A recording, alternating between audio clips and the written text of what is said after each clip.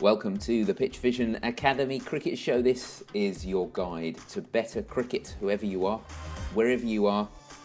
If you coach cricket or you play cricket, then we're here to help you for the next half an hour or so. And who are we? Well, slightly different configuration from normal. My name's David Hinchliffe. That's the same as always. I look after things here. First of all, it's the cricket professional at Portsmouth Grammar School. It's Sam Lavery. Hello, Lavers. How are you? Very well. How are you, mate? Good. After some technical difficulties before the start of the show, I think we're off and running, aren't we? So always. Yeah, we're used to these though. It's not the first time they've been familiar with the technical difficulty on this one, but we found a way around it. We think so. Fingers crossed, everything will run smoothly from here on in. Yeah, we won't reveal too much. Won't peel back the curtain too much. Only to say that your regular correspondent Mark Garaway, who is of course the director of cricket coaching at Millfield School, won't be with us on the line, but he is recording the answers to the questions on the show, so we'll be able to get his input a little bit later on the show when he pops up. So without further ado, let's talk about the first topic. And the thing I wanted to talk a little bit about first of all was the idea of ideas. And what I mean by that is one thing that we found happens quite a lot in the world of online cricket coaching is that there tends to be a little bit of a reluctance to talk about ideas and discuss ideas because of a little bit of a fear of you don't want to give things away to the opposition. You know, if you have a brilliant new tactic that nobody knows anything about, the worst thing you can do is go onto the internet and start talking about it, because they'll find out about it and be able to defeat you before you've even come onto the field. Yeah, and I guess Laver's the other side of that coin is saying, well, if everybody's talking about something and everybody's moving forward, then it doesn't really matter what the specific tactic is, because everyone's building on everything anyway, aren't they? So, you know, you're always one step ahead no matter what happens. Yeah, the game's always changing, and plans that you have and that you try and use in games are always going to sort of probably change the instant they're in play, and suddenly things spiral out of control. So very rarely will any kind of game plan follow the path that you expect it to do, word for word throughout a game. I guess the main kind of variation comes with, first of all, the type of cricket that people are involved in as coaches, and secondly, the type of personality that the coach is. There, as we know, there'll be some people who are quite hesitant and they don't like to spread their ideas or their secrets or their master plans around, because that potentially has a direct impact on the result. And maybe at first class or international level, people are very protective of team strategies and tactics, whereas a little lower down, talking about something, or maybe in school cricket, or in our situation for myself and Garra's, we're often thinking more along the lines of developing cricket as a whole, and if you put good ideas out there, then everyone can use them, and school cricket as a whole, which we're largely involved in, will improve, and the standard and the reputation of that level of cricket will go up. Similarly, the personality of the coach, which is a massive thing, is you'll know very well, there are some coaches who are extremely happy to kind of shout about their ideas because they're confident in what they are, and they want people to know what they can talk about, and they want people to see them shining with their great sort of planning or great sort of strategies that they're bringing into the game, whether it's a tactical thing or a technical thing, and people want to shout about it, and they want to let people know what they can do, which is really useful because it spreads the word around. And others just aren't of the same personality type, and they not that they're necessarily hiding the ideas, but that's not the way they want to approach their career. They want to keep a little bit more quiet, and they'd rather get on with their work, and they'd like the outcomes and the success stories to do the talking for them, rather than screaming from the rooftops. So there will be there are differences in the level of cricket, and there's differences in the personalities, and ultimately I don't think people should be too scared of it, because it's very rare that anything that does take place is not noticed or discovered for very long before the next person's on it. So really, especially at first class and international level, the longest you can have an idea for is one game, and once it's out there and it's been used and it's on TV, then it's old news again. So you might get a jump on people from for a short period of time while they adapt their ideas, but I mean people work pretty quickly. So I think the idea of the technical side of stuff, and that's the stuff that we really should be sharing, really, and trying to develop the game as a whole. And I think on the whole, a lot of people do try and share their ideas, and they like to talk about new theories they've discovered, or new approaches to developing technique or power or whatever it might be these days. All the different things that are coming into our preparation and our execution within matches. That's it, isn't it? You know, if standards are improving across the board, then you're going to be getting better cricketers out of it, more exciting games. You know, if two teams are evenly matched, that's much better for the development of players on both sides if they're in a hard-fought match, than if you've got one team who are absolutely brilliant and one team who are absolutely terrible, and the brilliant team smash the terrible team. It doesn't really help anybody when that happens. So it's about it. I think if you give a little bit and you are prepared to talk about things openly, then you get a lot back when people say, you know, that's a great idea. Have you thought of doing something like this, or have you ever considered doing it like that, or I don't think that idea will work because of that. It facilitates discussion, and that gets everybody better, and it leads to a better game all round, better standards all round. Yeah, especially if you think about an everyday net situation, you can have two ways of approaching it. You could have a tactic that you're employing for a bowler that you want to hide from the batsman, and the batsman's going to have to work particularly hard to try and counter it because they're not maybe sure, and it's going to take them a period of time to work out what that tactic is, and that's a good learning experience for the batsman because they're having to think themselves, they're having to work out how they can counter a particular strategy or way of bowling or way of using the pitch dimensions or whatever it might be. Then again, if you tell the batsman exactly what the bowler is doing, then the bowler's thrown back into the same situation of having to think on their feet and work out how they can reapply their skills in different situations. So trying to make the cricket as competitive as possible and trying to make the standard as competitive as possible is something that we want to have all the time. And as you said, there's knocking a side over for nothing and being home before tea time is probably all very well and good and fun once or twice, but if you're coming up with something that's making it happen more often than not, then you really want to challenge your players, and if you're going to improve, then you've got to even the tables a bit. And I know it's very easy from me at the moment thinking primarily with a development head on rather than an outcomes and performance in terms of numbers and wins and those kind of things. But I think that's where probably 99% of the cricket is played probably at that development level, and that the first class level in the international cricket is a very, very small fraction of the game. Okay, let's wrap up this section then with just a couple of quick news items from the week. First thing I wanted to mention, speaking of discussions and sharing ideas, is that the PitchVision newsletter comes out every Friday, and if you want to get on board with that, get it into your inbox, then you can do that by going over to pitchvision.com/subscribe. And then, Laver, secondly, let me put you on the spot slightly. You reckon you can give us a lowdown on the PitchVision jobs section in 30 seconds? We've got a jobs board, effectively, which combines cricket jobs being advertised from all around the world. So whatever it might be, if you want to do something that's involved in the game and you're not sure where to look for it, pitchvision.com/jobs is where you can find all of them, really. Get on there as often as you can, and you'll find some opportunities to get into the game. And if you want to advertise a job, obviously you can fire it through to us as well, which is jobs@pitchvision.com. Okay, it's time now for the mailbag, and of course you know what happens there. Every week we have a couple of questions sent in. Best question of the week was a prize, which is an online coaching course from PitchVision Academy at pitchvision.com. And if you want to send in a question to us for future shows, you can email us on coach@pitchvision.com, or we'll tell you about how to get in touch with us towards the end of the show in other ways. First person who sent in a question this week is Pranay, and Pranay says, I need your help. I'm Indian, and in the future I'm planning for an MBA, but I'm not sure from where because I don't want to stop my cricket. So I've shortlisted 4 countries, the UK, Canada, Australia and New Zealand. Which country is friendly for overseas players, and which country can I find cricket-related jobs easily? I hope you'll help me. So, tied back to the job section there, Lavers, I think possibly you can have the first run at this one and let me know what you think. Well, there are jobs everywhere.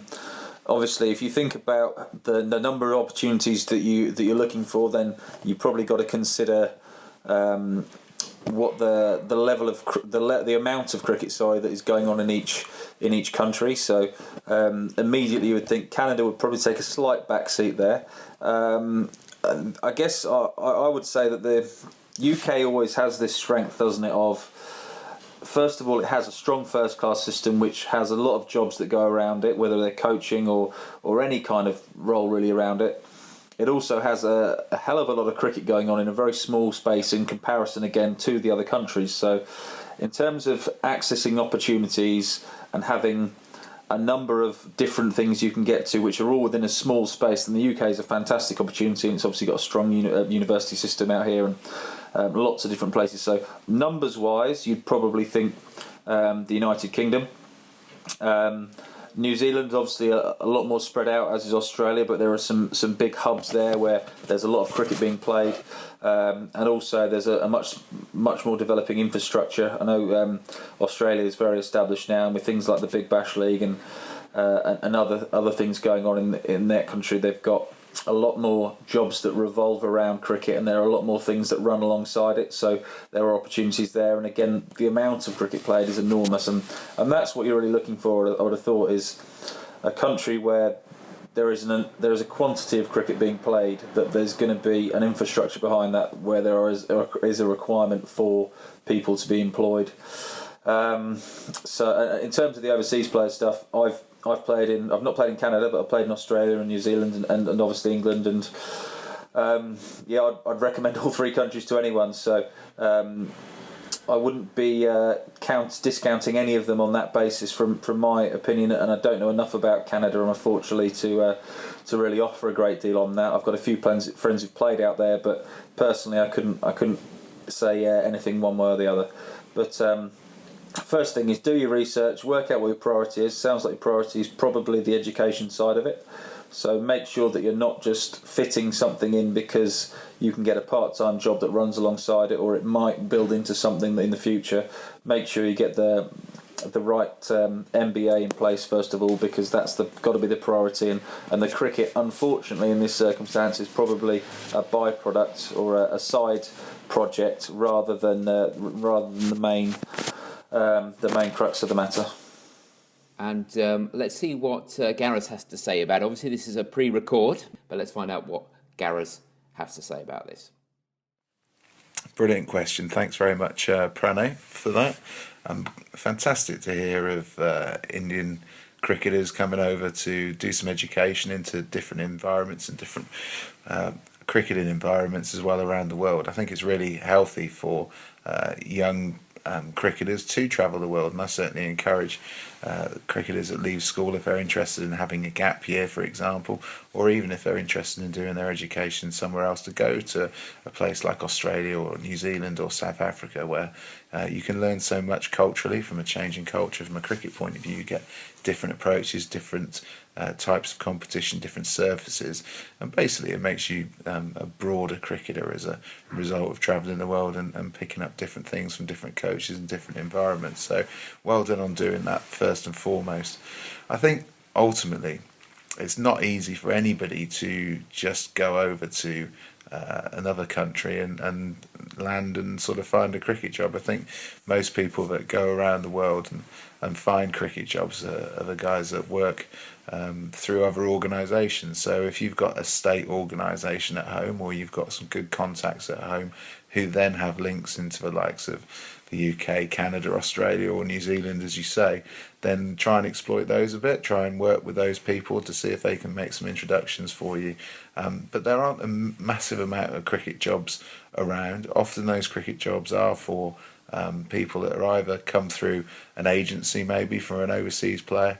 We're seeing a lot of those cropping up nowadays.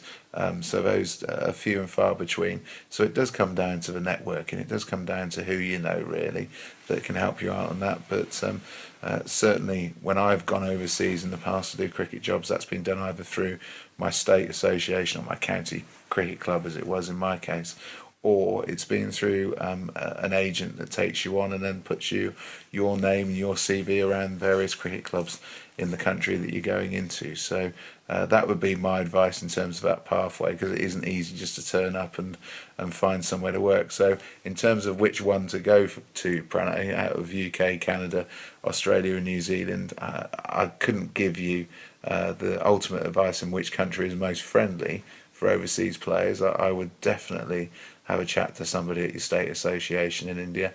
I'd definitely look at some of the agencies that can maybe put you into a good spot, and I'd definitely have a chat around your own contacts, because I'm sure that there's somebody there who's been over to England, who's got business links with England, that might then have a link into a county cricket club or a cricket club at a local level that will give you a head start in trying to pick up a job that you want.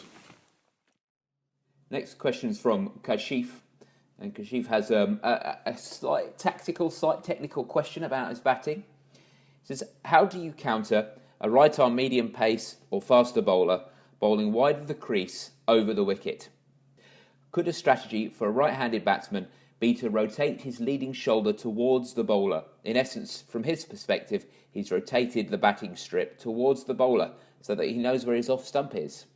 So cricket, as Gareth likes to tell us, is all about angles. So, Lavers, what do you think? Yeah, I think you're probably thinking about it in the right way.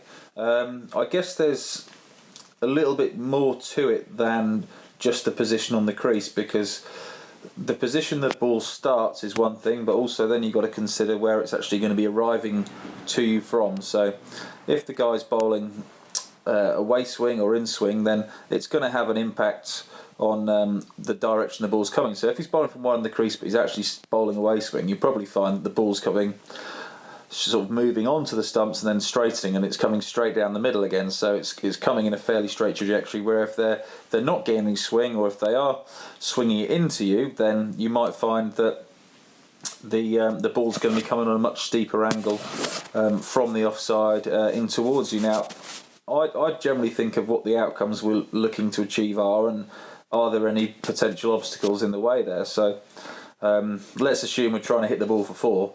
Well, from there, what's going to stop us hitting the ball for 4, or what's potentially going to get us out? And if they're wide on the crease, what's going to cause a problem? And I'm guessing that the court behind is probably going to be less of an issue, you would have thought, unless they're swinging it away prodigiously, because the ball's coming towards you rather than moving away. And then again, the LBW as a method of dismissal is probably less likely, because if you are wide on the crease and you get caught on middle stump, then it's probably going down leg. So you'll probably find that the odds are stacked a little bit in your favour. Now, you can obviously still have that technical adjustment, and you can still think about hitting the ball exactly where it's come from, and that's quite an orthodox way of doing it, I suppose. It's a bit like the left arm over and just opening up a fraction to try and access the ball a little bit more. You're just realigning yourself in exactly the same way. So that's something I wouldn't discount.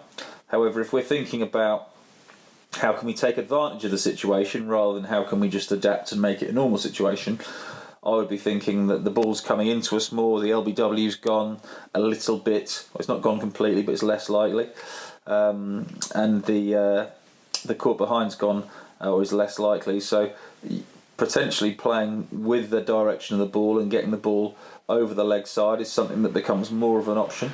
Now, this is obviously going to have to consider field placings and different things like that. So you may be given a little bit more freedom to take a few more risks if the chances of being dismissed are being reduced slightly from the angle that's being created by the bowler. So I'd be looking at how can I exploit it, how can I do that. Well, getting over the leg side. The other thing, the old Brendan McCullum method of just stepping across to it. So the earlier you go and meet the ball, if you walk down the pitch, it's going to be further outside off stump because it's coming from wide outside off stump anyway. And again, that's reducing that chance of that LBW. So if you have a bowler bowling like that at Brendan McCullum, I'm pretty sure he'd have one look at it, and then the next ball he'd probably be 3 steps down, LBW be out of the game, and you'd be going for 6 over mid wicket or long on. Whether or not that's in your game, that may be something you can consider, and it's obviously something that you're looking to develop. Is how you can adapt to this style of bowler. So, don't discount the method you're looking at, because that's just realigning you and making it an orthodox manner, and that's gonna work absolutely fine. However, I'd also be thinking, how can we really take advantage, and what can we do? And getting across the stumps then and getting down the pitch is going to be a really good method. Obviously, if the ball's swinging away, you might reconsider there, because going slightly across the line and taking that aggressive option might bring the slips into play. But that's what we work with. We got to take some risks, and sometimes the reward is going to outweigh it.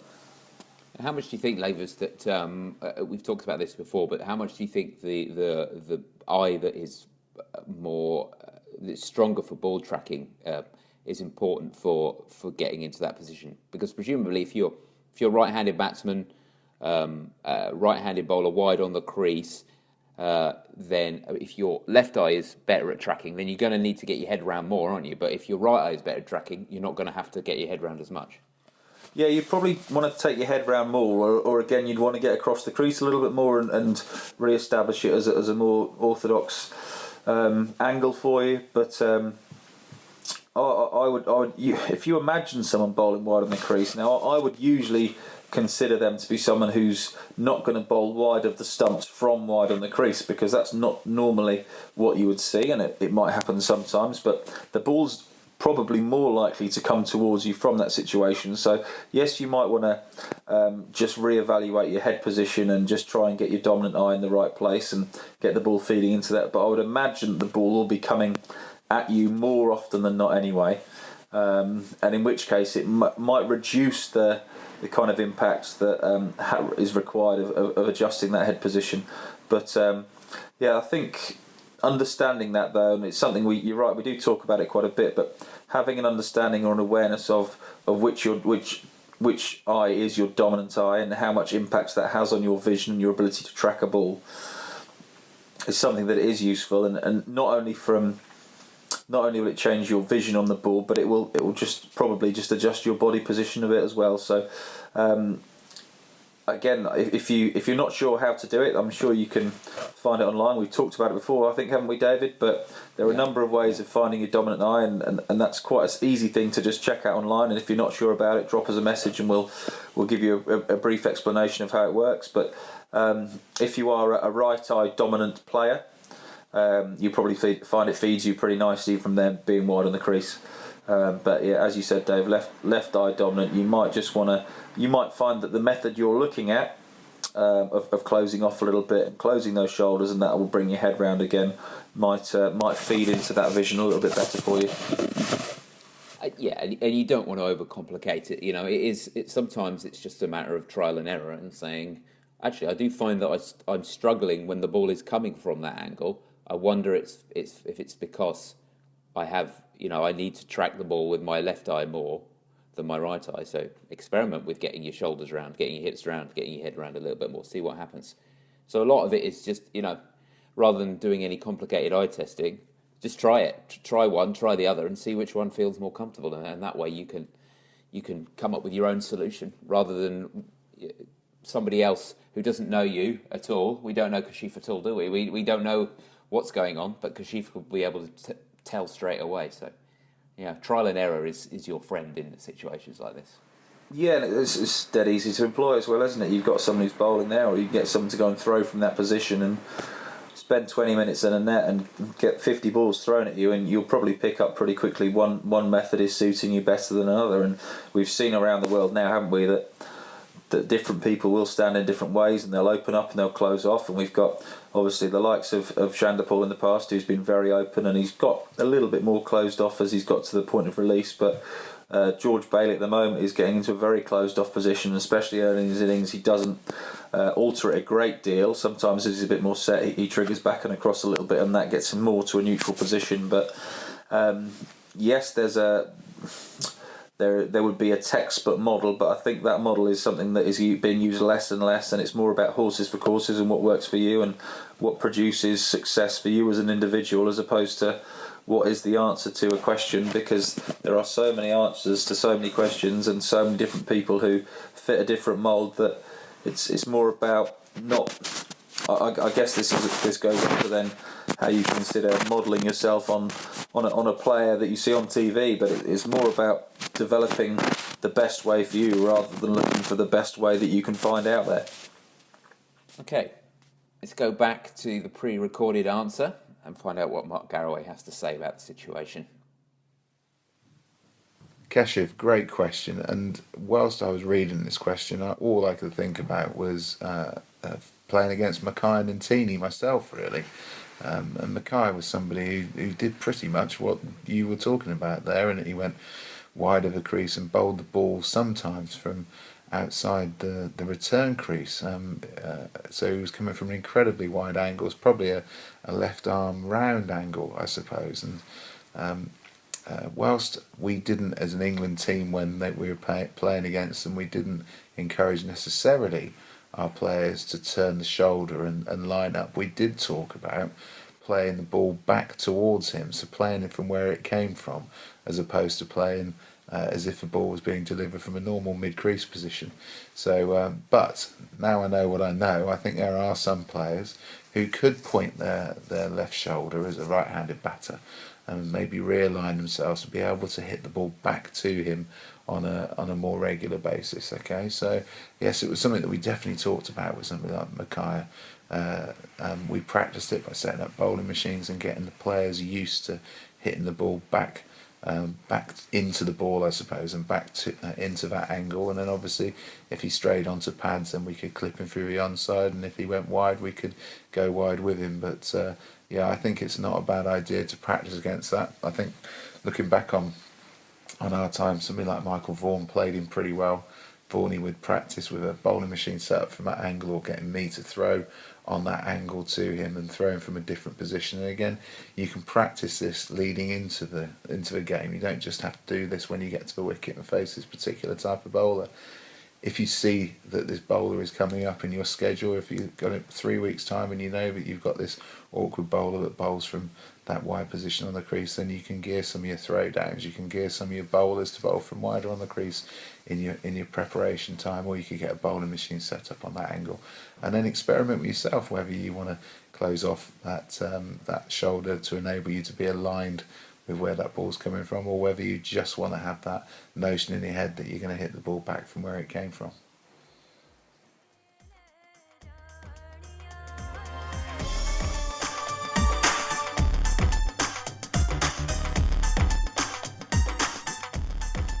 And that is just about all we've got time for on the show this week. Me and Lavers are going to wrap up the show now before we go.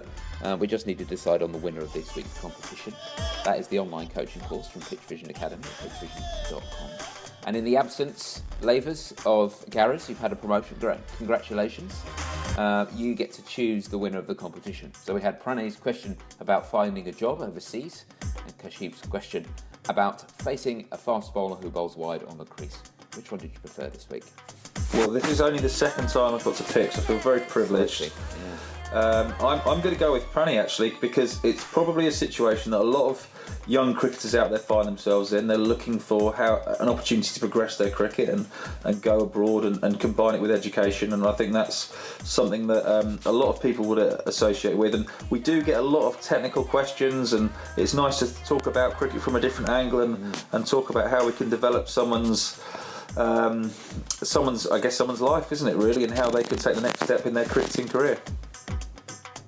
Yeah, that's right. Now, Pranay, I'm not sure what kind of course will help you, but presumably as a cricketer, you'll have something that you'll want to improve. So take a look and see what you want there. And Lavers, if someone was listening into the show and they wanted to send in their question, how could they get in touch with us? Well, they can give us a ring on 0203 239 7543, or they can drop us an email on coach@pitchvision.com. That's correct. Social media is also available. You can find us on Facebook at facebook.com/PitchVision Academy, and you can get us on Twitter at PitchVision Acad. Don't forget also as well that we have the PitchVision system for communicating with each other as well now, so make sure that you add everybody through pitchvision.com. Go over there to have a look at that. If you want to listen to this show, you can also do that through the PitchVision website and through your favourite podcast app. If you want to do that, then do a search for PitchVision Academy.